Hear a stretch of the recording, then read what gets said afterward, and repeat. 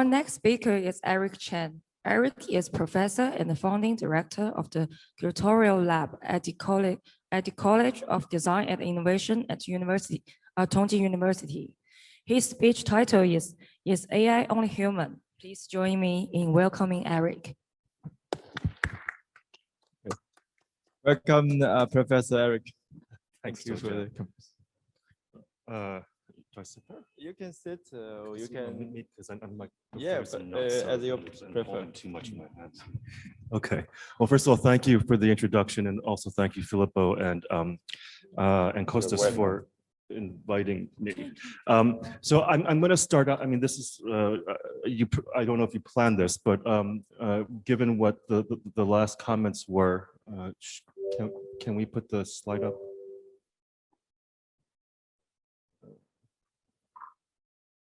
Oh, sorry.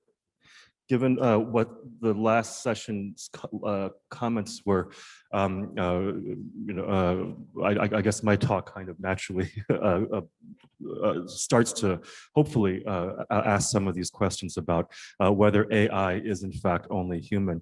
I should begin with a disclaimer that when it comes to AI, and even AI art, I'm something between a layman and a dilettante. So, but that's kind of what Kostas and Filippo told me they wanted. So that's what I'm going to give you is a layman dilettante, but actually more technically a curator's perspective, because that's my engagement with this topic is mostly as a curator. So I'm asking if AI is only human. And for me, I have to begin by also saying that I'm not exactly sure what AI really means, and nor, coming from a human-centered perspective, AI is something that it's very difficult to define. Its edges seem very, very blurry to me at the moment, and its implications seem to kind of vacillate between the exuberantly utopian, the horrifically apocalyptic,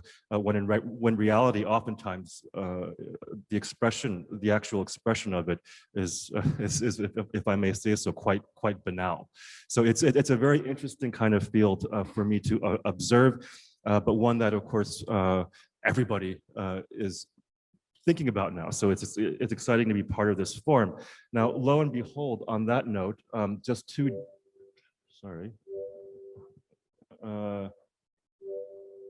next slide, please.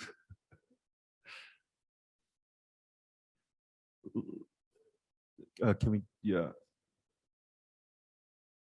Great. Lo and behold, just 2 days ago, this was the latest in a long line of press releases and announcements that I get in my inbox. And it announced that yesterday, the Design Museum in London was unveiling the world's first robot artist. Now, this is a collaboration between a number of researchers and curators and scientists at Oxford, I think. And it is, as far as I can tell, kind of some sort of highly detailed animatronic robot that's been programmed to simulate the work of various artists. And in this case, they are programming it to create some self-portraits. And of course, the idea is to question notions of humanness and human identity, how we define the self and the relationship between what it is that makes us human and what is increasingly becoming machine driven. Now, this is a very sort of eye-catching headline, but of course, it's nothing that feels so new, to be honest, because there have been lots of headlines, over the recent years along these lines. I mean, this is just a very quick scouring of headlines that I just pulled together. A couple of years ago, the Atlantic announced that the AI art gold rush is here suddenly. How in talking about an AI quote unquote artist getting a solo show in a gallery in Chelsea in New York. in typical media style, it's very sensationalized. Will this reinvent art or will it destroy it? You know, and the reality is probably something much more complicated or in between or banal, in fact. Last May, as a curator, this caught my eye, of course, when it was announced that an AI program was appointed curator of next year's Bucharest biennial. And then, you know, more recently here in China, someone created an AI program that was able to create Chinese landscapes, which were accepted as real more than half the time by, you know, so-called experts. And then, just a couple of weeks ago, this came out, right? Big headline, who needs a curator when you have AI?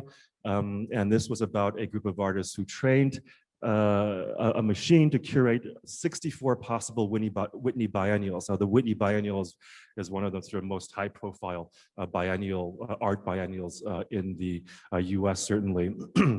And so as part of the next one, this group of artists created an algorithm that produced 64 possible variations, right? And the results were, of course, really, really funny. One of the these AI-generated curatorial statements reads, the next Whitney biennial should reflect the vacillation of New York right now, unable to connect both its manufacturing and financial backrooms and operate within the bureaucratized discourse of post-capitalization. Now, this is kind of, to be honest, it's not so absurd. It's not so much more absurd than actual real academic writing sometimes in the art field. But it is, and in that way, perhaps this is more useful as a kind of parody of human practices more than necessarily a practice that's actually really generated by a machine, because all you need to do is scratch the surface the tiniest bit further down in that article, and you see that, you know, how is the machine curating this biennial? Well, it's using selections of a TikTok playlist. Who is that being selected by? The human curators. The human curators said that, you know, using the kind of using the data from previous Whitney biennials and Liverpool biennials as their sort of source material for the algorithm, the results felt a little bit dry or too curatorial, as they put it. And so to spice things up, they added articles from the magazine Rolling Stone to the data set, and also interestingly, they revealed that it was easier for the AI to pick up on trends from the Liverpool biennial rather than from the Whitney biennial, because the Whitney biennial is a lot longer, has a lot longer history, and since there's a lot, and hence there's a lot more data, which emphasizes the extent to which the AI-generated content relies on the specificities of the source content, right? The Liverpool biennial was more, it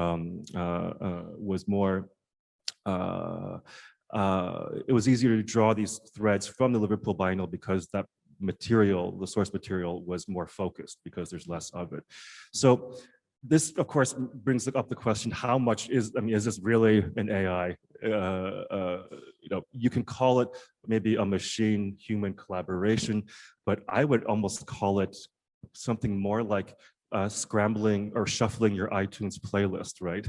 I mean, it's still the human who's sort of deciding what the kind of basis is, what the source material is, and then it's just the machine kind of scrambling it, as far as I can tell.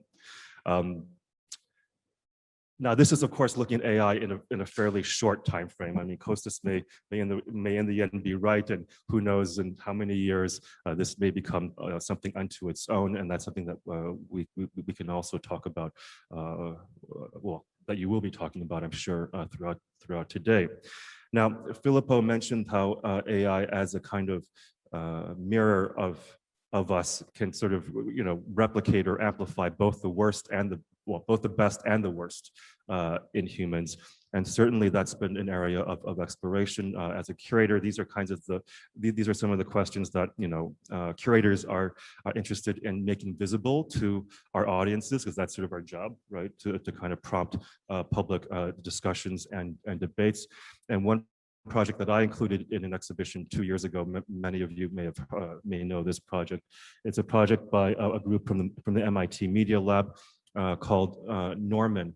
And this was branded by its creators as the world's first psychopath AI. I mean, these guys are clearly savvy at the media and marketing. I mean, this Norman was clearly made to grab headlines, which is not a bad thing, because again, this is the point of this project, as you'll see, is to prompt broader debate. But essentially, Norman was programmed to pull data from the kind of most politically extreme, darkest corners of the online platform Reddit, right? And then what they did was they presented it with inkblot or Rorschach tests and asked it, which is a sort of time-honored psychological a device used by psychologists to kind of get at subconsciousness, right? How you interpret the shape of these inkblots is ostensibly meant to reveal elements of your subconscious thinking. So they provided Norman with these different Rorschach tests, and based on where Norman was drawing its data sets, Norman saw, for example, in this case, a man electrocuted and being caught to death, whatever that means. And they compared Norman's interpretation to that of standard AI. Now, I have to say, I'm curious to know how they define standard AI, because the standard AI is also being sort of defined by humans chosen inputs, right? But in any case, the standard AI in this example saw a group of birds sitting on top of a tree branch. Something much more innocuous and even bucolic. Just a couple of other examples. In this one, Norman saw a man is shot dead. The standard AI saw a vase with flowers. Here, a man jumps from a window. The standard AI says these are two people standing next to each other. So again, this emphasizes the point that's already been made, is that the machine is, at this point at least, the machine is only as good as the decisions made by the humans programming it. Filippo mentioned bias, and this has been a fact of AI that has been discussed a lot recently. Just one other example, also from MIT Media Lab. Joy Bolamwini, she did not start out to elucidate machine bias. She was actually, her intention was just to create what she called an aspire mirror that allowed that through facial recognition, allowed you to project back at yourself your aspirations in a way that was meant to encourage empathy. But in the process of undertaking this project, she ran into a problem. Joy is Black, and the software that she was using, because of the data it draws from, was not able to recognize her as a human. So in order to make herself present or visible to the machine, she had to actually put on a white facial mask. And there are more actually more disturbing examples of racial bias out there, which I'm sure many of you have heard about. I think Microsoft has had a very sort of widely circulated example. So once again, reinforcing the notion that AI at the moment is only as good as the humans behind it. Now, this prompts other questions, right? About, if AI is meant to sort of replicate, augment, amplify or correct human frailties or shortcomings. And if in fact AI is possibly on its way to becoming something autonomous or unto itself, not so relied on its on a kind of human-centeredness, are there other centerednesses that we can ascribe to it beyond its own autonomy? So I'm going to try to talk this through in the rest of my talk. And this led me to a new book. So, oh, sorry. And so Joy in reflecting on the machine bias in her that revealed itself in her project, just points out that whoever codes the system embeds her views. Limited views create limited systems. This coded gaze is a potential catalyst for political action and technical intervention. So let's code with a universal gaze. Now, what does a universal gaze mean? Is this universal gaze something that's suprahuman and autonomous unto itself, or are there existing intelligences that we can, that existing non-human intelligences that we can look to? So this brings me to a book that just came out very recently called More Than Human. It's a reader, a collection of essays, co-published by the New Institute in Rotterdam. And this, of course, came to my attention most stark in the starkest of ways, because this is the Institute of Architecture, Design, and Digital Culture that I've just taken over as general and artistic director for. And so in kind of researching what the new institute, or the new institute that I'm now working for has been doing, and while sort of thinking about this talk, I turned to this reader, and I'm just gonna kind of summarize a little bit of a narrative within the narrative in this reader through just sort of 3 essays that were included. Now, as the title of the book might imply, More Than Human, this is part of a rapidly growing discourse or discussion about more than human, let's say, exploring more than human or non-human perspectives, agencies, and worldviews, right? I think the sort of underlying premise is that our sort of human-centric approach, which is largely rooted in the Western tradition, going back, to kind of the Judeo-Christian roots, but then sort of accelerated under the Enlightenment and sort of emergence of humanism and philosophy and so on and so forth. This notion that has been promoted, that the humans are at the center and nature and everything else is at our service, is what has gotten us into the kind of mess that we're currently in which not only our survival but the survival of other species and the planet as a living system are now legitimately under question. So the question that becomes, if that kind of human-centered approach has been the problem, are there other centers of intelligence that we can look to? This goes into also notions of multi-species vocalities and sort of giving rights to other species as a way of working within our human legal frameworks to legal and economic frameworks to kind of address the ecological imbalances that we're now faced with. But when it comes to, AI is also one of these more than human intelligences too, right? So, some of the essays in this book kind of trace the historiography of this. So, one by oh, sorry, I misspelled his first name. He's French, so there's an S at the end of George, but it's Georges Sanguilhem. Looks at how, beginning with Aristotle, who referred to human slaves as machines, but then leading especially to Rene Descartes and all who sort of followed him.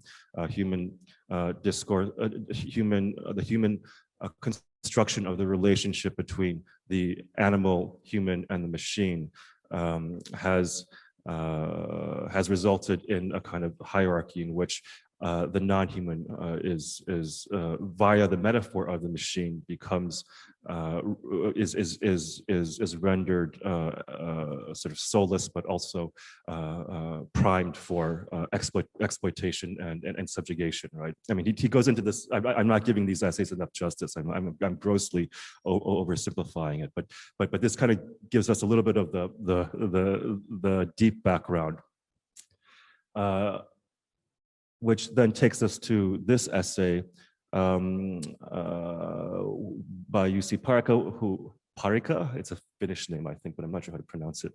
And he compares, well, he looks at the kind of emergence of cybernetics and cybernetic zoology in the post-World War II period in the US, primarily through the examples of Carl von Frisch's legendary studies of bee dancing and as a form of communal interaction and communication among bees. And he's looking at insects especially. And also W. Gray Walter, who developed what he called his robotic tortoises, initially as an attempt to reveal the almost absurd complexity of the simplest tasks, right? So he wanted to create these robots that could respond to light, that would move towards light through sensors and so on and so forth. And he wanted to sort of show how such a simple thing was incredibly complicated. I mean, with to realize. But in so doing, he noticed that this tortoise, this robotic tortoise, as he called it, and it looks more like a toaster on wheels, really. And people have sort of also referred to this as the ancestor of the Roomba, because it would sort of move around until it hit an obstacle and then change course.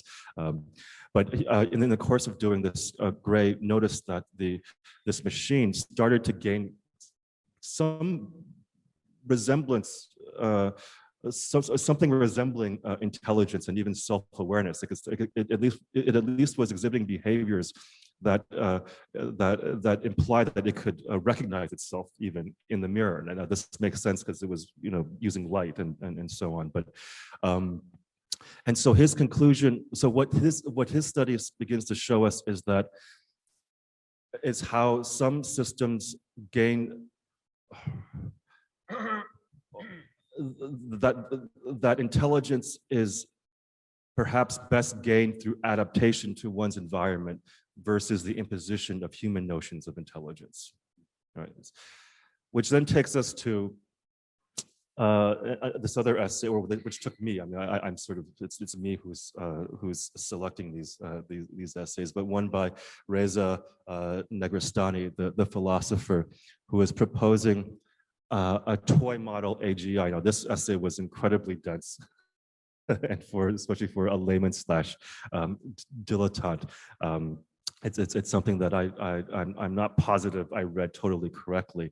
But he begins his essay by asking, should artificial general intelligence mirror humans, or should it diverge from them? And I think this goes back to kind of your point just now, Filippo. His first answer to this question is, the answer depends on a number of presuppositions: the level of generality in general intelligence, what we mean by the human, and whether the question mirroring and divergence is posed at the level of functional capacities or the structural constitution, methodological requirements necessary for the construction of AGI, or diachronic consequences of its realization. This almost seems written by AI to me, but having kind of outlined all the sort of caveats and sort of nuances that one must consider in answering this question, he then, this only leads him to another question, or more questions, which is, should we limit the model of AGI both from a methodological perspective and a conceptual perspective, that is the hermeneutics of general intelligence to mirroring capacities and abilities of the human subject. And his answer to this is an emphatic no. Now, I don't fully understand what this toy model that he's developing, how it actually really works, or what the kind of or exactly what methodology or what the exact methodology is. But essentially, I believe he is saying that in order to kind of that the question is not so much to what extent AI can or should mirror human intelligence, but what are the philosophical possibilities, not just implications, but in fact possibilities. Because I think he's more of a positivist in this sense of developing frameworks of AI outside human cognition. And as a curator, we always focus on things that make this visible to others. And one example that we, as a curatorial lab, recently exhibited from Tongji students, in this case, Huke Liu Yuzhi, and Zhu Jiafeng, is their project New Instinct from last year. And what they did here was they basically attempted to, they created, in fact, these actually kind of worked in their own way. They created machines or devices, I should say, devices that allowed humans to sense extra human sensations that certain animals feel. So this mask, as they call it, through a gyroscope and motor, is meant to kind of simulate the geomagnetic. It's based on the idea the idea that birds through a protein in their eyes can sense the Earth's geomagnetic field, or see the Earth's geomagnetic field, and this device sort of tries to simulate that. The leg thing that's sort of cast over there tries to replicate how oysters might sense the changing tides. And for me, this kind of project in this context poses a question of whether we should be thinking about how we transfer human intelligence or augment human intelligence to machines, but instead, rather, maybe what we should be focusing on is figuring out how we transfer non-human intelligences to humans. Yeah. Great. Thank you. I start, or you want to start? I have a comment, because we've been talking about this a lot, and I see an apologetic kind of tone that as if this is something difficult to understand, and it's not. It's like I said before at the beginning, it is a philosophical issue. It's not a technical thing, AI, and it has like very deep epistemological, ontological, to a level that you can call it religious in a way. It's theological in a way, because we're talking about something that thinks. But that's not new.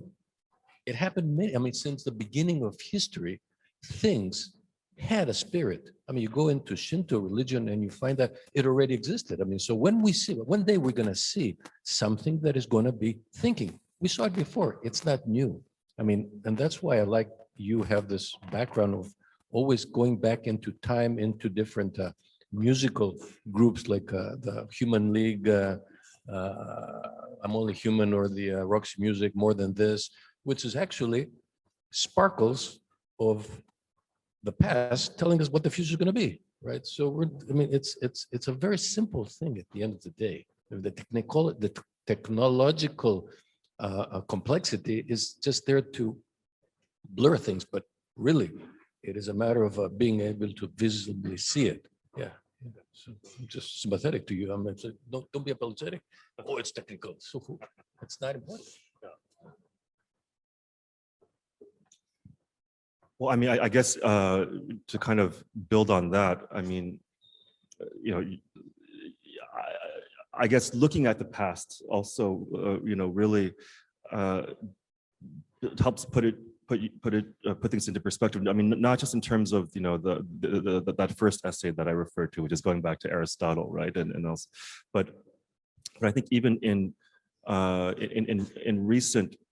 more recent history, I mean, AI has been sort of the subject of speculation that always seems sort of on the cusp, but never quite gets there, right? Because I mean, things like you know, the last speaker talked about autonomous vehicles, and I mean, from what I can tell, widespread common usage of autonomous vehicles have been just five or 10 years away for the past 70 or 80 years, right? And what's interesting about AI as this kind of being in this perpetual state of becoming soon, is that it's always been in a perpetual state of coming soon, right? And so there's an element of speculation built into that. And for me, also as a curator, especially a curator who works mostly in the area of design, is that you know, when we look at speculative design practices now, and what they tell us, you know, what they tell us is that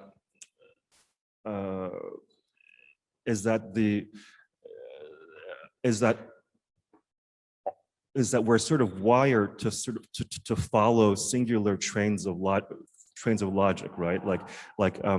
Or singular systems of logic. Like one logic takes us from point A to point B to point C to point D to point E and point F. And point F is always the most extreme scenario, right? Where you know, the availability of home CRISPR tests suddenly becomes, you know, the most extreme kind of a scenario of genetic you know, choose your own baby kind of, or make your own baby, etc. But in taken as a whole, all these sort of speculative processes and examples, taken as a wide-ranging field, what speculative design tells us is that there's never a singular system of logic at work. It's always multiple systems of logic that are oftentimes contradicting each other, and they're working at the same time, and that leads to the kind of unpredictability, you know, and we see just in the world right now, you know, how unpredictable things are, and how we more and more seem to live in a world of kind of unintended consequences, black swan events, and so on and so forth. I mean, hello, the pandemic. So for me, what would be interesting to explore is, for somebody, is to explore this in the context of AI. You know, I mean, instead of generating 64 Whitney biennials, I would love to see someone generate, you know, thousands of AI futures. Okay, so actually your talk was quite interesting. It raised a number of questions. First of all, I'm happy you mentioned Joy Buolambini. Actually, I tried to invite her, and I didn't succeed. But next time. But I think she's one of the most interesting AI artists. Actually, I would say she's not an AI artist in the strict sense of my own definition of what an AI artist is. She's an artist reflecting, thinking, meditating about the implications coming from an AI which is more and more pervasive.